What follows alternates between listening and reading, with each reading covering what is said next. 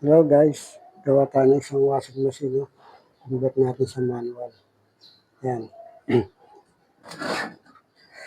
Ito yung kanyang motor.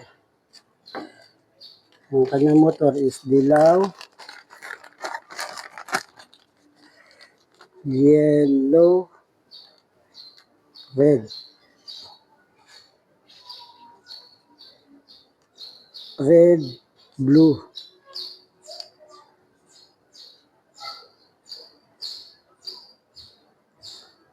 Blue, yellow. Blue, yellow. Ito po yung kanyang bubuksan naman po natin. Kukuha po tayo ng resistance. Hanapin po natin dyan yung common. Alam ko common dito, blue. Natin kung ano yung common. Okay.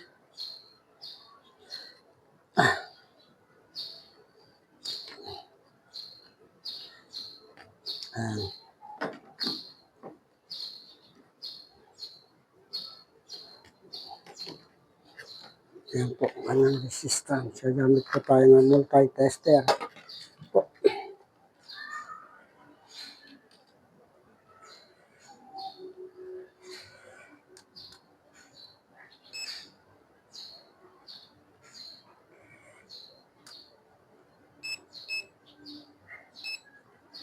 Pupunta po tayo sa ohms. Yan. Yung yellow,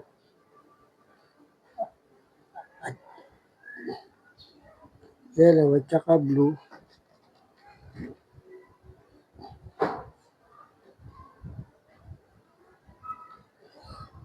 yung naroon tayo,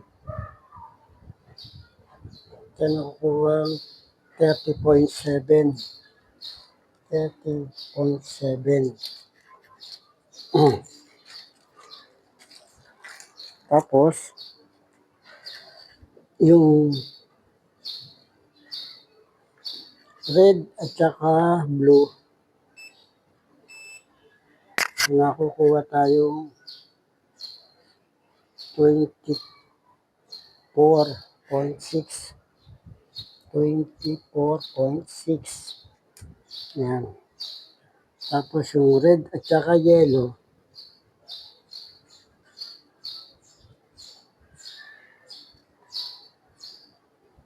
nakukuha tayo 65.3. 65.3. So, dito sa pinakamataas na to, yan. Dito sa pinakamataas na reading na to, dito. Tingnan po natin yan, ano nawawala rito. Kulay blue, no? Kulay blue. So, ibig sabihin, kulay blue yung kanyang common. Ito yung kanyang common. Nalagyan na po, bubul po natin siya para hindi tayo maligaw. Yan. Klaro na. Yan. Okay na po.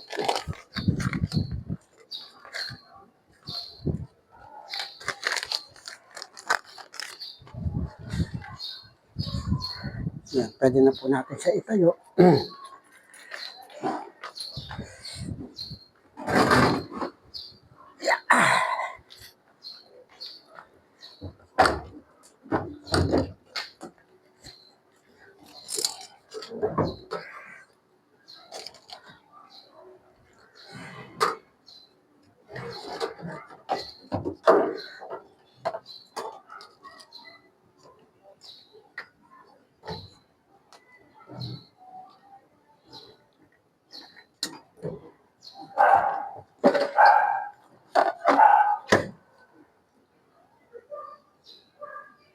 Okay.